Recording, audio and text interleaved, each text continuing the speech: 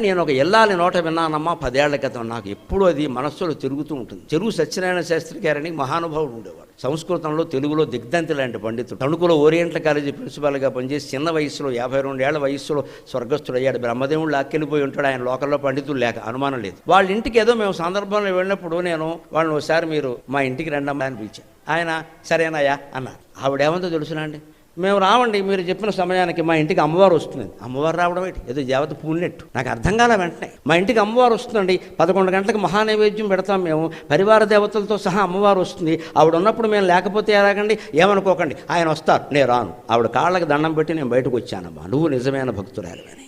అమ్మవారు పరివార దేవతలతో సహా ఆ ఇంట్లో ఉందని ఆవిడ భావన చేస్తుంది.